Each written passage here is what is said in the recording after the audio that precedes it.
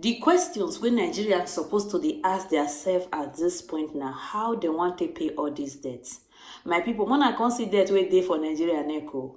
If the Nigeria even want to dey fight for now, that one na come be the question, because the kind of debt wey dey for Nigeria neck, me I don't know how they want to pay am. Hey God, e don really burst, as they say. So Nigeria get this kind money for head. Neither they borrow from China. And my own personal question, what did they use the money do? Because my papa and my mama and me, where they thought una and my siblings, we know they benefit from the Nigeria money. What did they use the Nigeria money do? No be road they give una, no be gutter they even give una. Wetin they use the money do? No be bank they build for Nigeria. I beg Nigerians, you people don't really know what you are going into. I'm just telling you, the trouble is just about to begin, because they are going to swarm, whether you people like it or not. Though Tinubu is coming. First, a total debt portfolio of about $103 billion. That's roughly 50 trillion naira, the highest in the country's 62 years history. So what will this huge debt burden mean for the incoming president-elect, Senator Bola Ahmed Tinubu, as well as the 36 states of the Federation and his team?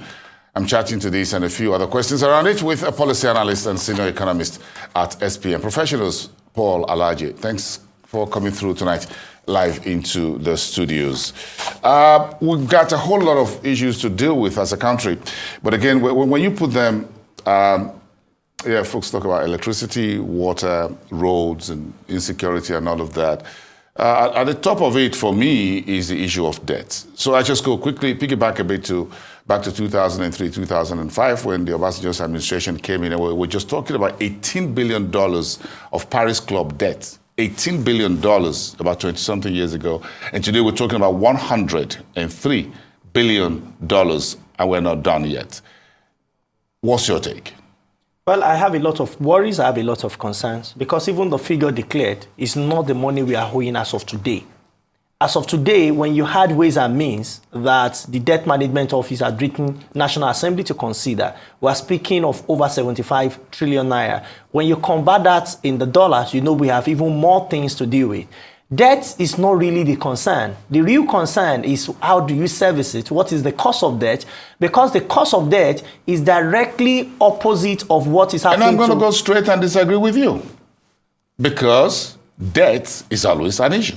Yes, that's where I'm going. When I say the debt, just mentioning the word debt is not the issue. It's the cost of debt. That is, even if you say you will pay back in 10 years and 15 years' time, how do you service it with the limited revenue today? Which is a big issue you have now in the short term compared to the headache you will have in the long term.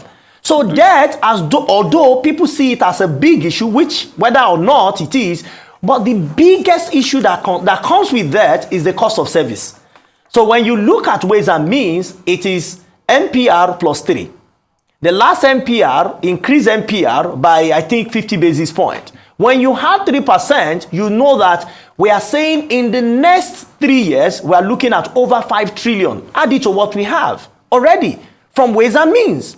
So when you have that, which of course the National Assembly has not approved, but government has already collected, and there is nothing we can do about it, we know we have a big issue in our hand as a country and a big burden for the next coming president-elect. That's the issue with whether any idea of how the incoming administration should deal with this major problem, $103 billion and counting. Well, I think the next president, we need to start conversation with whosoever we are owing. There are some conversations that will be very tough, I must warn, because we are owing commercial debt. They are not institutional debt like what we have under President Obasanjo, where we have IMF and World Bank and you Paris Club, I beg your pardon, you can start talking to them. But how do I talk to people, that individual organization, individual person that bought into bonds? It's going to be very difficult. And when you look at the local component of people that have lent to government through the central bank in the name of buying a year or 2 years or 5 years bond,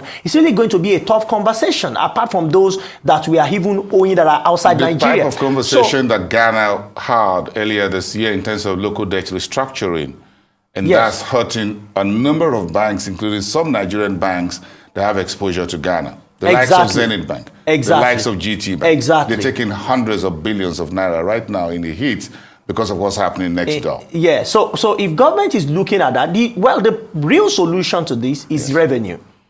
If you can boost revenue significantly, and that must also one, you cannot say you want to generate revenue to withdraw effect. When it gets to a point where businesses are suffering and people are suffering, then you throw more people into poverty, which is not the goal of government. But what should we do? You need to look at the books released by National Bureau of Statistics on the economic performance on quarterly basis and look at which sector of the economy is growing.